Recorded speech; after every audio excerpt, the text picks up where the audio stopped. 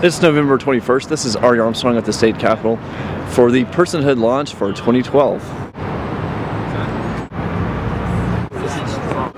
Okay, thank you for coming. Today we're here to talk about the 2012 Colorado Personhood Amendment, the third try for personhood rights for all human beings in Colorado. We will hear today from new sponsors for the amendment, and we'll hear the new language for the Personhood Amendment. Today we have Gualberto Garcia-Jones, legal analyst for Personhood USA and founding member of Personhood Colorado, Christy Burton, sponsor of the 2008 Colorado Personhood Amendment, Kevin Swanson, a sponsor of the 2012 Personhood Amendment. The other sponsor, Rosalinda Lozano, was not able to make it today, but in her stead we have Jane Brennan here to speak on behalf of Rosalinda and Lighthouse. And today we'd also like to talk about the discovery and the announcements from the scientific community that the term fertilized egg is incorrect, not a correct scientific term, not a stage of human development, and that is something that we hope will be taken into account for everyone considering the new Personhood Amendment. So we'll hear from Guabe first. All right, well, thank you all for coming today, and we're here to announce the launching of the 2012 Personhood Amendment. There are a few changes, some things that we've tried to adapt to make our amendment a little clearer for the people, for the media, for everybody to understand what we're trying to do and what the intended effect of the amendment will be and what it won't do. And so I have the amendment here before me. I'll just read a little bit of it so you can. I don't know if any of you have seen it yet. So the amendment reads, Section 32, the right to life. Purpose: in order to affirm the basic human dignity, be it resolved that the right to life in this Constitution applies equally to all innocent persons. We also have a statement of the effect written into the amendment, and we hope that will prevent the abortion industry from lying and being able to deceive people like they have in the past. And so this time it's actually written into the amendment as to what it will and won't do. And that is the principal effect is that the intentional killing of any innocent person is prohibited. Pretty simple and straightforward. Regarding birth control, only birth control that kills a person shall be affected by this amendment. Regarding in vitro fertilization, only in vitro fertilization and assisted reproduction that kills a person shall be affected by this amendment. Medical treatment for life-threatening conditions. No medical treatment for life-threatening conditions will be affected by this amendment. Spontaneous miscarriages, one of the favorite scare tactics of the opposition. It won't be affected by this amendment. And then there's one point that we like to make, and that's that even in cases of rape or incest, the life of the child, that right to life, is the same, and we're not going to back off of that one. So children conceived in rape, if this amendment passes, we'll be safe in Colorado. We have some definitions, but you'll be able to see the language. But basically, why are we doing this? Again, you might ask. I think, the question and answer, you all want to ask that. But we're doing this because every year we have 16,000 little babies with arms and legs and fingers and toes that are dismembered in Colorado, and it's perfectly legal, and it's done mostly for birth control. And so we're not going away until that stops. That's something that defines who we are. We can't live in a government day to day and just sit by and let that happen. And so that's why we're here today. We also have policies that most people don't even know about, like in vitro fertilization, where we have tens of thousands, we don't even know how many really, of human beings were created and then discarded. Just like they were property. And so that has to stop. And we're not going away until that stops. And so I guess I won't speak anymore. There are more eloquent people here, and I'd like to answer some of your questions at the end of the press conference, but I'm just really glad to be out here doing this. This is a movement. We're not going away. If we lose a campaign here in Mississippi or wherever, this is a movement, and it's going to be a long fight, and we're here for the long haul. So thanks for being out here.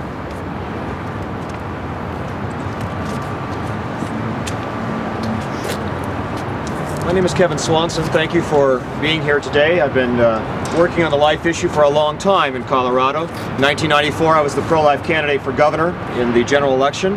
I lost, but I'm still in the struggle for the right to life. I have a brief statement to read. Some of us have been in this struggle for a long time. My wife and I have stood for life for almost 30 years. God willing, we'll be in it for another 30 years to give us that amount of time to live. Since we first got into this, the Western nations have increasingly abandoned a respect for human life. Oregon has its suicide laws, the support for infanticide, and the opposition to the Born Alive bills in this country was astounding.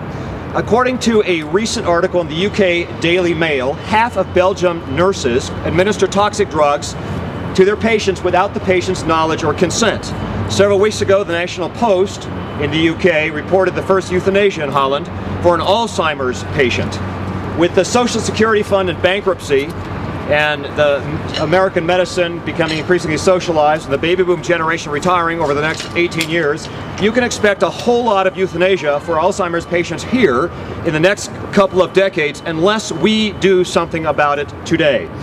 I realize that we are in the minority. That's an indication from all of the campaigns we have waged and lost over the last number of years. But that's not unusual in history. William Wilberforce was in the minority in his fight against slavery. Dietrich Bonhoeffer was in the minority under Hitler's regime. This world faces constant forces towards tyranny and the violation of the rights to life, liberty, and property. It is usually a stubborn, principled minority that will take the stand against the inevitable forces that press us towards what is evil. We are that stubborn, principled minority. It's too bad that nations like Belgium and the Netherlands don't have a substantial movement for life. I hope at least one country in the world will salvage some remnant of the right to life by the year 2040. One land of the free. We have another 30 years to work, at least those of us that are here. We will continue to work, and then we will pass this commitment on to our children, several of whom are here with us today. In an age of moral relativism, people waffle on principle. They're okay with killing babies as long as you don't use a hacksaw. They opposed abortion unless the poor child was conceived in rape or incest. Please, don't anybody bring up the principle of the matter. We're asking one simple question today. At what point in the biological development of a human being might we refer to that organic, growing, living being as a person under the law? At 1.5 months of pregnancy? At 1.9 months of pregnancy? At 2.9 months? At 3.7 months? And what is your rational basis for calling that child a person? The severing of an umbilical cord? That, my friends, is not a rational basis for the personhood of a child. In an honest moment, I think anybody would admit that. There is what we would call a biblical basis for what we're talking about here. Now, I know that this is not persuasive to some who reject the Christian faith for other faiths. But for Christians, and I understand there are a few Christians who go to church here in Colorado, I think it would be helpful to remind them that Psalm 22, Psalm 139, and Luke 1 recognize the personhood of the child in the womb. In the Bible, God relates to the babies in the womb as a person. And remember, the Christian church has always defended the life of the unborn child all the way back to the first century publication of the Didache. We're asking one simple question today: when does a baby become a person? We're not debating whether it might be appropriate for some individual to be put to death under the law if they committed some particular crime, for example. We can deal with those questions on a case-by-case basis. Those are separate discussions. We're asking this question: when does a baby become a person? There is one simple answer for that: when the baby starts to grow, cell by cell, tissue by tissue, organ by organ, inch by inch. And I don't think I could say it better than Dr. Seuss: a person's a person, no matter how small. Thank you very much.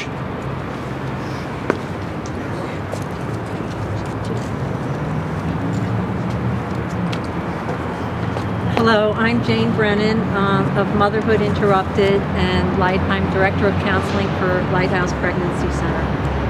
I support personhood because our children are not our enemy, and women can do the things they want to do and achieve the things they want to achieve without having to have their babies killed. When I was a young college student, I became pregnant.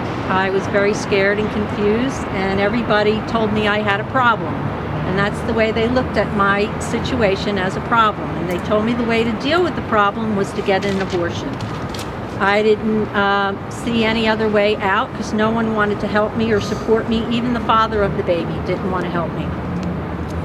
So I had an abortion. It was a very painful, degrading experience, and I dealt with all that pain with drugs and alcohol. And I tried very hard to believe that abortion was the best thing, and I even went on to have another one. But I began to talk to other women and heard their stories about how abortion hurt them. I even put together a book of stories. It's called Motherhood Interrupted. My story's included in there. And I began to see how harmful abortion actually is to women and what it does to women. And how these pro-abortion groups, they really don't care about women. They care about abortion and they care about keeping it legal. And they will lie to women and they will use women and manipulate women for their cause. And they think that women are too weak and stupid to get out of their bad situations, so they have to convince them to have their unborn baby sucked from their womb and thrown in the trash. Well, I personally believe that women deserve better than that. And that's why I'm involved with opening up the Lighthouse Pregnancy Center, because it'll give women the help and the support and the respect and the dignity that they deserve. And Personhood is about helping women, because women do deserve better than abortion. Thank you. Hi, it's so good to be here today with all of you. I'm Christy Burton Brown. In 2008, my dad and I co-sponsored the very first Colorado Personhood Amendment, and we are back at it again today. Now is not a time for quitting. Now is a time for continuing, for stepping forward. When we believe in a cause, when we believe that all innocent people must be protected, we do not step back. We step forward. We continue on in the fight to protect every single innocent human being. Every innocent person deserves the equal right to life. That is something that our society misses today. We do not give the equal right to life to every human being. We give certain rights to certain people. Enough of that. It's time to be equal. It's time to change and to do the right thing here in Colorado. Colorado is a state that takes a stand. We are a state that leads. We need to lead in this issue. It is time for us to try again and do what the people of Colorado know in their hearts is true. I firmly believe that the people of Colorado know that every single innocent human being deserves the chance to live their life just like you and I do. That is what this is about. It's about promoting human dignity, intentionally giving equal rights to every person, no matter their age, their stage of life, or what they're doing. This is about promoting human dignity and giving equal rights. Gualberto Garcia Jones and I wrote the new language today that you'll be seeing in the paper after our press conference. And one of our goals was to stop Planned Parenthood and company from all the lies that they tell to the people of Colorado and around the nation. They lie and lie and lie again. You will see that our language is very clear this time. No one can doubt our intentions. No one can doubt the effects of what this Personhood Amendment will do. It is very, very clear for the people of Colorado to see. And we believe that the people of Colorado want to protect every innocent human being. Civil rights movements throughout history have always taken time to win. If you believe in something, as I said, you cannot quit. You must go on. Martin Luther King Jr., William Wilberforce, and actually the voters in South Dakota, who 7 times put an amendment on their ballot to give women the right to vote, show us that you must go on and on and on to win something. That is our goal today. We look to these heroes in civil rights movements who have gone before us, and we recognize that defending innocent life is the civil rights movement of the 21st century. We ask that the people of Colorado join us in protecting every innocent human being and caring for their mothers, for their fathers, and for every person until every single person is protected through love and through law. Thank you so much. Okay, we have time for just a few questions now. If anyone has a question. Yes, sections that you added in this time, what made you put those in, and why, if you're going for a third time, would you do them? Do you feel that your amendment wasn't passable without those exceptions? Well, I think one of the main reasons we believe that is that Planned Parenthood and the pro-abortion industry continued to lie to people. The first amendment in 08, the amendment in 010 was very clear. This does the same thing that that amendment would have done, but obviously the people of Colorado have asked to understand more, and we want to give them that. We want to listen to them and tell them the effects. It sounds like, forgive me for phrasing the question this way, but it sounds like you're saying that twice now the people of Colorado, the voters, are stupid, that they don't understand what your amendment is. No, I would say anything but that the people of Colorado are stupid. They are very smart. The problem is that lies deceived them. We blame this on Planned Parenthood and the pro-abortion industry, not the people of Colorado. The people of Colorado need to hear a clearer truth to do away with the lies of Planned Parenthood.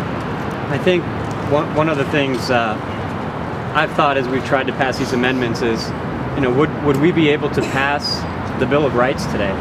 If we tried to pass freedom of speech, would people say, well, the equivalent of Planned Parenthood would say, well, then that means you can yell fire in a crowded theater. And then the media would dutifully report that, and everybody would actually think that.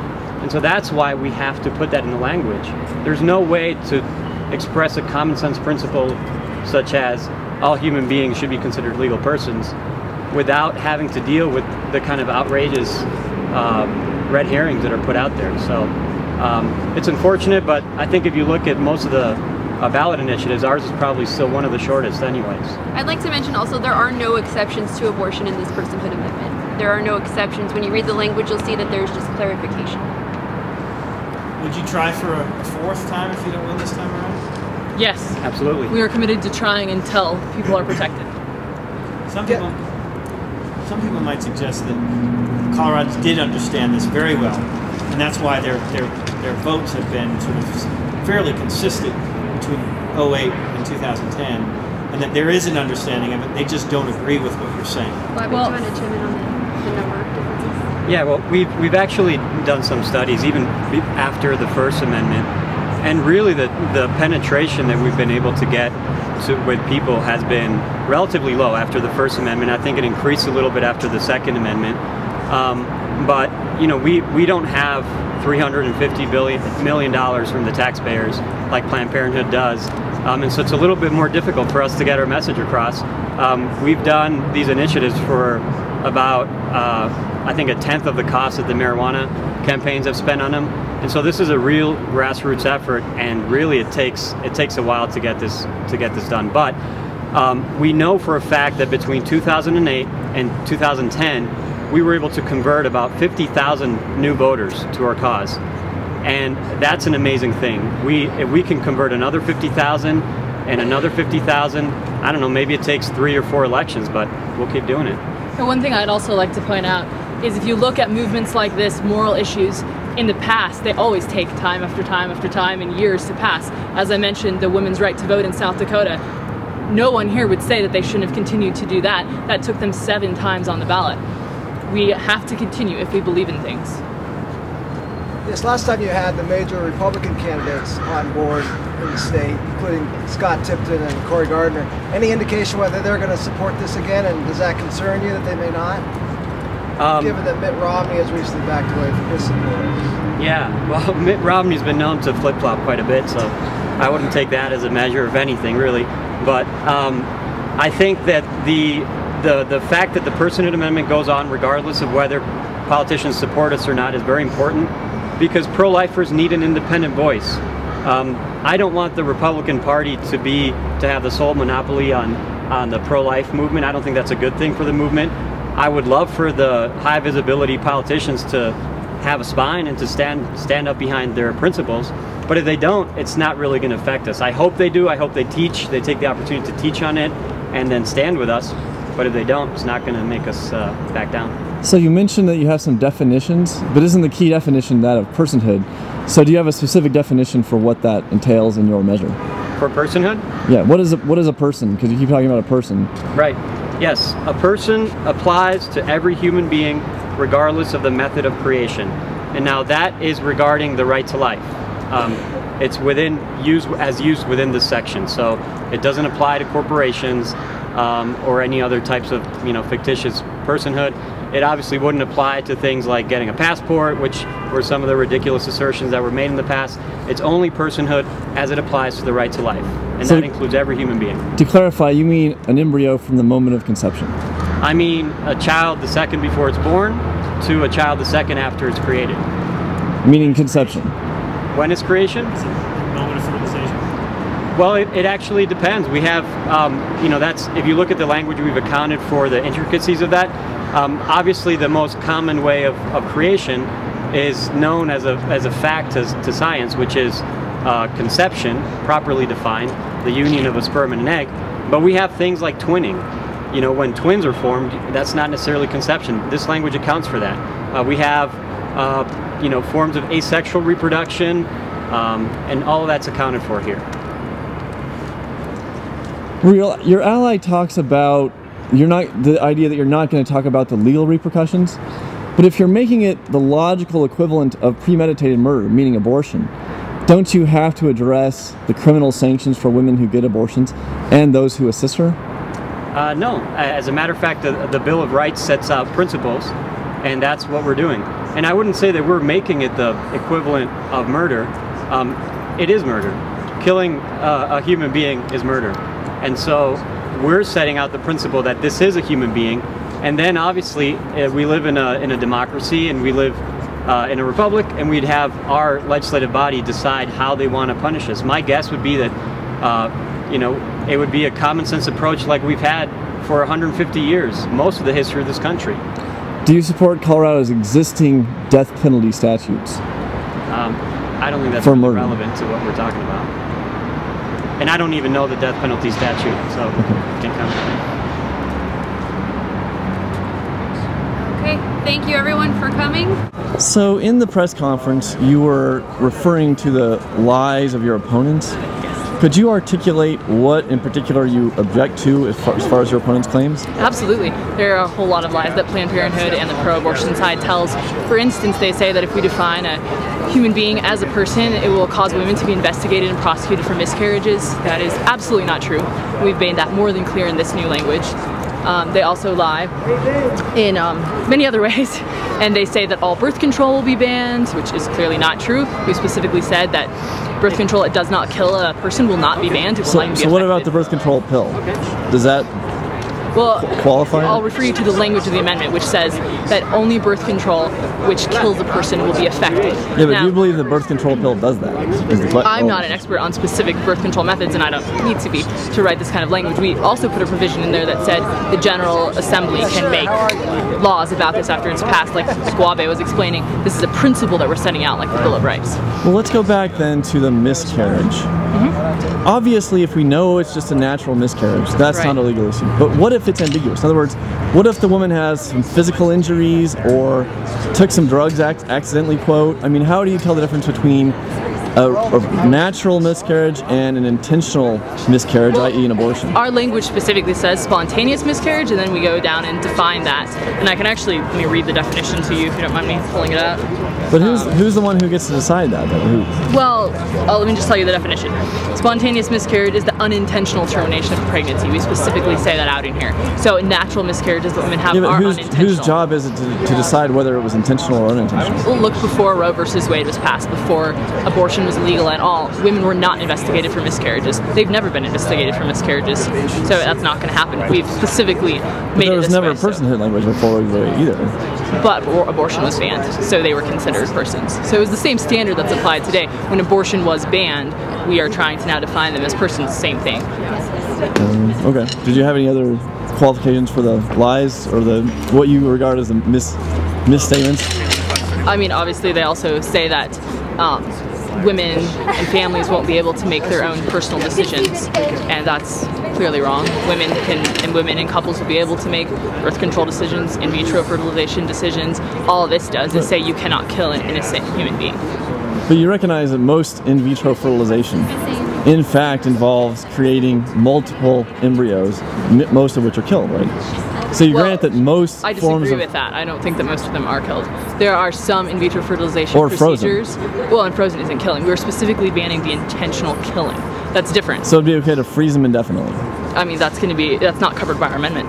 What's covered by our amendment is the intentional killing. So in vitro fertilization clinics that discard embryos and purposely kill them, that's banned. But I know people who've done IVF without discarding any embryos. They create the ones that they want to use, they use them, they create new life, and that's easily done. I know people who've done that. Well, but in fact, that's much more expensive, and it just doesn't work for some women. Well, do you see the true. irony? You should probably Do you see a little the bit more irony research of on a pro-life group that calls itself pro-life, preventing some women from having children? I completely disagree with you. That's not true.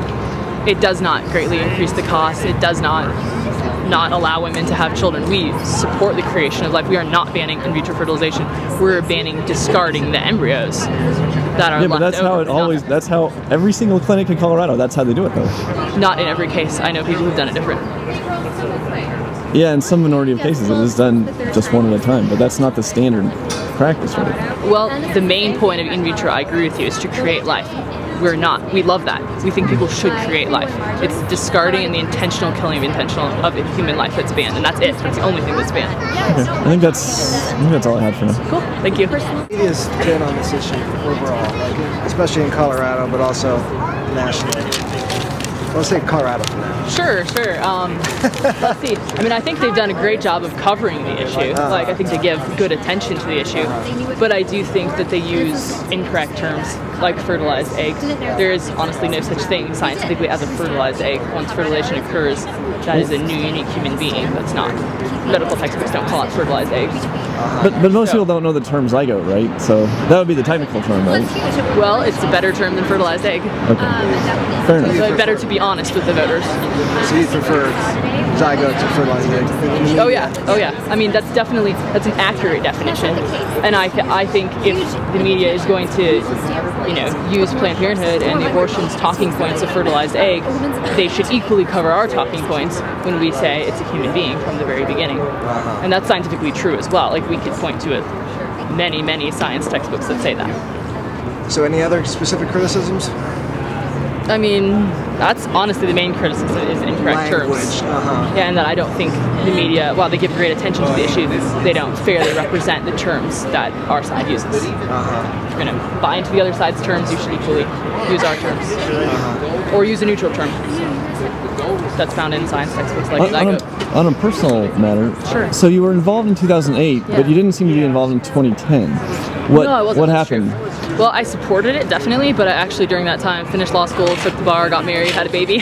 So I was kind of, it wasn't the main focus of my life at that point. I wasn't able to be super involved, but I supported it.